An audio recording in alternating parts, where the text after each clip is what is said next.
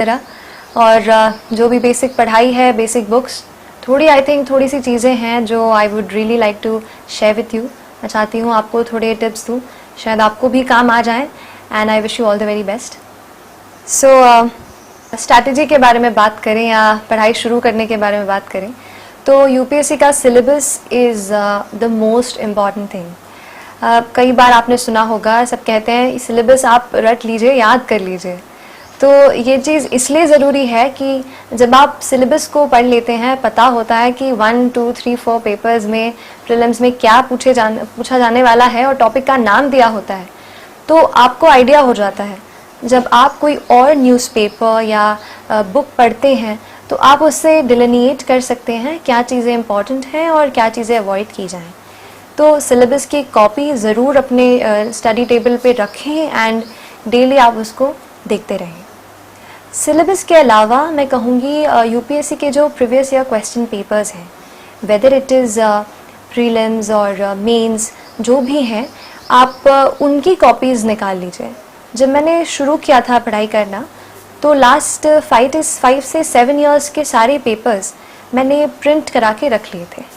तो हर रोज़ जब पढ़ाई हो जाए तो रात को आधे घंटे के लिए सही क्वेश्चंस एक बार देख लें।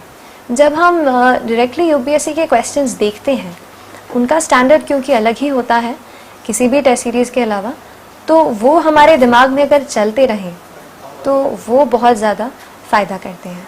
अगर एग्ज़ाम पैटर्न की बात करूं तो यूपीएससी जो है एग्ज़ाम सिविल सर्विस, ये 3 फेज़ में होता है। पहले prelims, then mains and finally interview. तो कई बार मतलब मेरी खुद के एक्सपीरियंस से कह रही हूँ कि इसको मैंने तीनों को अलग अलग तो नहीं सोचा, लेकिन एक इंटीग्रेटेड प्रिपरेशन की, क्योंकि बुक्स भी मेजरली सेम ही रहती हैं। बस इतना कहूँगी कि as and when exam approaches, वहाँ पे थोड़ा अपना एटीट्यूड बदलना पड़ेगा। जैसे प्रीलिम्स आएगा तो थोड़े ज़्यादा ऑब्जेक्टिव और कुछ फैक्ट्स लर्न करना शुरू करना पड़ेगा एग्ज़ाम के 2-3 महीने पहले। और जब मेंस आता है तो अच्छे से आंसर राइटिंग में लगना पड़ेगा। तो ये थोड़े चेंजेस हैं, लेकिन नॉलेज वाइज बोला जाए तो आई थिंक एक इंटीग्रेटेड प्रिपरेशन अच्छा काम करती है। ऑप्शनल की बात करूं तो बहुत सारे ऑप्शनल सब्जेक्ट्स हैं। मेरा बैकग्राउंड इंजीनियरिंग रहा है और केमिकल इंजीनियरिंग अवेलेबल नहीं था सीएसई में ऑप्शनल, तो आई चोज़ सोशियोलॉजी क्योंकि I felt it was really interesting. I learned about the social structure and other areas. तो ऐसा कुछ भी नहीं, आप अपने चॉइस के हिसाब से पॉलिटिकल साइंस, अपाबैड, इतने सारे, I can not even take the names, जो भी आपका ग्रेजुएशन सब्जेक्ट से अगर मेल खाता हो तो इससे बेहतर कुछ भी नहीं। या इसके अलावा आप जो भी लेना चाहते हैं आप ऑप्शनल ले सकते हैं। अगर प्रिपरेशन के एक रोड मैप की बात करें कि कैसे अपने आप को इस पूरे प्रोसेस से गाइड करना है, तो मैं ये कहूँगी make newspaper your best friend. आप कोई भी न्यूज़पेपर पढ़ सकते हैं, जनरली 2 रेकमेंडेड हैं, the Hindu and the Indian express. तो मैंने पहले तो प्रीलिम्स और मेंस के लिए द हिंदू ही पढ़ा था। इंटरव्यू का कॉल आया, उसके बाद दूसरा न्यूज़पेपर पढ़ना शुरू किया। बट आई ऑल्सो से कि न्यूज़पेपर केवल हार्ड कॉपी हम पढ़ते ही हैं, बाकी एडिटोरियल्स जो इम्पोर्टेंट कहीं और आ जाते हैं वो भी, उस पर भी थोड़ी नज़र हमें बनाए रखनी होती है। तो न्यूज़पेपर्स की बात चल रही है तो थोड़े और मैगज़ीन्स का कह दूँ तो योजना मैगज़ीन मैंने रेफ़र की थी। शुरुआत में कुरुक्षेत्र भी पढ़ी, पर फिर लगा कि योजना विल सफाइस। तो उससे होता ये है योजना से कि जो इम्पोर्टेंट टॉपिक है और या जो गवर्नमेंट की जो स्कीम्स हैं वो बहुत ही ऑथेंटिक मटेरियल हमें मिल जाता है। कहीं और वेबसाइट पे जाएंगे तो शायद कुछ काट दिया जाए, बट योजना में आपको सब कुछ एक जगह पे उस टॉपिक के बारे में बता दिया जाएगा। तो योजना को आप फॉलो करिए। इसके अलावा कोई और मैगज़ीन तो नहीं मैंने ली थी। अगर करंट अफेयर्स की बात करूं तो ये कहूँगी कि न्यूज़पेपर तो हम पढ़ ही रहे हैं, इसके अलावा कुछ ऐसे सोर्सेज जो मैं बताना चाहूँगी। करंट अफेयर्स पे ज़्यादा इसलिए फोकस कर रही हूँ क्योंकि मेरा प्रेपरेशन का एक, जैसे मैं 2 पिलर्स कहती हूँ, एक तो करंट अफेयर्स, दूसरा टेस्ट सीरीज़।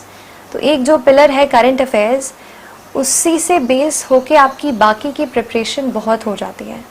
जैसे मान लीजिए, I give you an example, आपने हिंदू पेपर पढ़ा, कहीं आपको लगा कि this animal is being poached somewhere and the authorities have caught the poachers, so either you can make a note of it that animal poaching has happened, या तो आप इसको थोड़ा और नेक्स्ट लेवल पे ले जाएं एंड थोड़ा क्यूरियस हो, note down the name of the animal, what is the IUCN status of that animal, कौन से नेशनल पार्क में है और वो कौन सा स्टेट है जिसकी नेशनल पार्क की हम बात कर रहे हैं। फिर पता कर लीजिए उस स्टेट में और कितने नेशनल पार्क्स हैं। तो वो एक छोटी सी न्यूज़ से आपका एनवायरनमेंट का सेक्शन थोड़ा सा आज उस दिन कवर हो जाएगा। ऐसा करंट अफेयर्स बेस्ड स्टडी कीजिए कि जो भी आपको एडिटोरियल भी मिल रहा है, मान लीजिए लास्ट ईयर थोड़ा साइमल्टेनियस इलेक्शन को लेकर के बहुत सारे आर्टिकल्स आए, तो साइमल्टेनियस इलेक्शन एक बार आपने पढ़ लिया, ठीक है, कोई कह रहा है बहुत अच्छी बात है, कोई कह रहा है नहीं इतना नहीं है, पॉसिबल नहीं हो पाएगा, तो ज़्यादा से जैसे हम 3-4 उस पर आर्टिकल्स पढ़ लें, उसके बाद खुद की एक कॉपी बनाइए। मैंने ये किया कि एक अपना रजिस्टर बना लिया, जो भी एडिटोरियल्स मुझे लगते थे ये टॉपिक्स इम्पॉर्टेंट हैं और समझ आ जाता है, बार बार उस पर आर्टिकल्स आते हैं, तो वो एडिटोरियल का खुद मैं अपने हिसाब से उसको अपने कॉपी में नोट कर लिया करती थी। हाँ, इसको लेके थोड़ा रहता है कि क्या खुद की लैंग्वेज में लिखें या वही लैंग्वेज लिखें। तो इस पे एक टिप दूंगी कि अगर कोई लाइन आपको बहुत अच्छी लगती है, काफ़ी इम्पैक्टफुल लगती है, तो उसका आप वैसे के वैसे ही नोट करो। हमारा दिमाग ऐसा है, पढ़ते हम ये हैं, एग्जाम में लिख के कुछ और आते हैं। रिफाइंड रहती है लैंग्वेज, लेकिन वहाँ पे थोड़ी ख़राब हो जाती है। इसीलिए रिफाइंड चीज़ ही कॉपी में नोट करें, क्योंकि डेफिनेटली अगर आप उसको पढ़ेंगे, एग्जाम में लिखेंगे, तो थोड़ा बहुत चेंज आ ही जाएगा। आंसर राइटिंग की भी बात करूँगी, तब इसके बारे में थोड़ा और बताऊँगी। तो आई टॉक्ड अबाउट न्यूज़पेपर्स और ऑनलाइन। तो ऑनलाइन आती हूँ, थोड़ा सा PIB जो है उसका टच अच्छा है। PIB के ऑल सारे जो फीड हैं उसको सब्सक्राइब कर लीजिए, सारी मिनिस्ट्री की आपको नोटिफिकेशन मेल पे आती रहेंगी। ये एक बात है इसमें कि PIB में काफ़ी सारी न्यूज़ आती है, कुछ इम्पॉर्टेंट है, कुछ नहीं। अगर आपको स्टेटिस्टिक्स बताई जाएं, जैसे मान लीजिए आयुष्मान भारत स्कीम है, उसका बता रहे हैं कि इतने स्टेट्स ने ज्वाइन किया, ये सब, तो ये चीज़ें इम्पॉर्टेंट है। ये PIB आपको जल्द से जल्द और ऑथेंटिक मटेरियल देगा, लेकिन फ़िल्टर करने की भी ज़रूरत है। अगर कोई चीज़ आपको लगती है कि नहीं है, तो ये चीज़ जैसे मैं कह रही थी, सिलेबस और प्रीवियस ईयर पेपर्स ये आपको बताएंगे कि क्या आपको छोड़ना है क्या नहीं। PIB के अलावा अगर ऑनलाइन सोर्स की बात करूं, तो Rajya Sabha TV comes as a very handy resource. Rajya Sabha TV का इसलिए नाम ले रही हूँ क्योंकि the big picture I have been, मतलब वो एक ऐसा था कि जो भी टॉपिक था sir used to cover it really well. एक अनबायस्ड पर्सपेक्टिव मिल जाता है और दूसरे सोर्सेज के बजाय, और एक थोड़ा कॉम्प्रिहेंसिवली टच हो जाता है। वहाँ से RSTV से आप कोई टॉपिक पकड़ लें, मान लीजिए वो किसी के बारे में बात करें, फिर अगर आपको लगता है कि वो टॉपिक इम्पॉर्टेंट है, तो उसके बारे में आप और नेट पे पढ़ सकते हैं। UPSC के प्रीलिम्स के लास्ट ईयर के पेपर को देख के थोड़ा सा ये लगा कि डायनामिज्म ज़्यादा आ गया है, थोड़ा क्यूरियस होना पड़ेगा। तो कहीं जैसे इंडेक्स, जैसे लास्ट ईयर आया था कि रूल ऑफ लॉ इंडेक्स कहाँ पे किसका है, तो I could eliminate the rest of the options. भले ही मुझे वो उसका नहीं पता था, वर्ल्ड जस्टिस प्रोजेक्ट, लेकिन आई कुड एलिमिनेट। तो वो चीज़ पॉसिबल इसलिए हो पाई क्योंकि थोड़ा इंडेक्सेस का एक नोट बना के रख लिया था। जहाँ पे भी कोई इंडेक्स छपता था कि ये कहाँ इंडेक्स में इंडिया का इतना रैंकिंग है, उसको नोट कर लिया कॉपी में। तो even if you don't continuously revise, फिर भी आप नोट कर लेते हैं, एक बार देख लिया, नज़र से ऐसे डाल लिया, तो कहीं ना कहीं it will stick to your mind, और जहाँ उसकी ज़रूरत होती है वो आ जाता है दिमाग में। जैसा मैं आर्टिकल्स की बात कर रही थी न्यूज़पेपर्स में, तो केवल एक न्यूज़पेपर नहीं, मतलब एक न्यूज़पेपर तो पूरा पढ़ें, बट ये कहूँगी कि ऑनलाइन जैसे कुछ इम्पॉर्टेंट आर्टिकल्स, बहुत सारी वेबसाइट्स हैं जो डेली बेसिस पे आपको देती हैं, वो आर्टिकल बस आपने पढ़ लिए तो थोड़ा आइडिया हो जाएगा। जैसे इस एग्ज़ाम के 2 स्टेप्स हैं।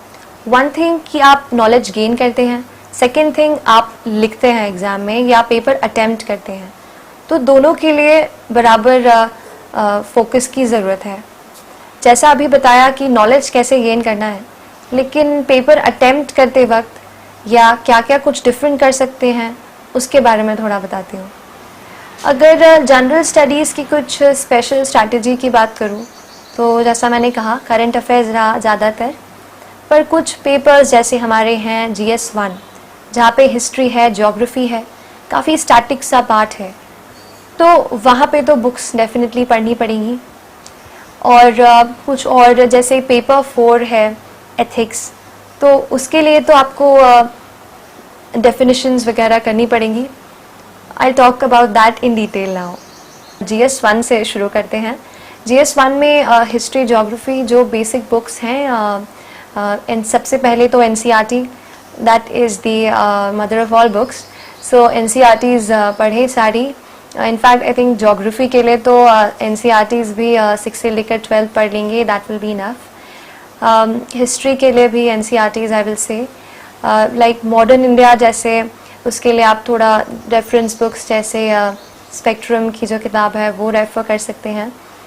और इसके अलावा सोसाइटी का जो पोर्शन पूछा जाता है वो, क्योंकि मेरा सोशियोलॉजी ऑप्शनल था तो उससे काफ़ी हेल्प मिली, बट अदरवाइज़ आप न्यूज़पेपर से और नेट से उसको पढ़ सकते हैं।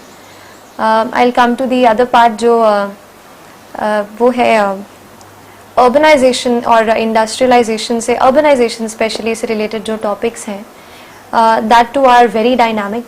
तो स्कीम्स को ट्रैक करते रहिए, जो भी नई स्कीम्स आ रही हैं, जैसे स्मार्ट सिटी था तो उसके क्या क्या सेगमेंट्स हैं वो थोड़े पढ़ लिए थे मैंने, वैसे ही उसके अराउंड स्टडी।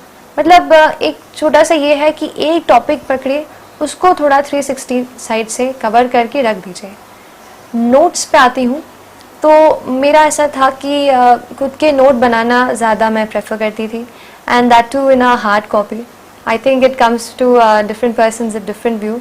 बहुत लोग डिजिटल भी रखते हैं, बट आई फेल्ट कि paper pen was the best. तो अपने खुद नोट्स बनाइए, उससे होता है आप खुद वो इन्फॉर्मेशन एक बार प्रोसेस कर लेते हैं दिमाग में, तो ज़्यादा ध्यान भी रहता है। और जब आप खुद की राइटिंग की चीज़ पढ़ते हैं तो मुझे ऐसा लगता है कि ज़्यादा अच्छे से समझ आता है। थोड़ा आंसर राइटिंग के बारे में बताना चाहूँगी।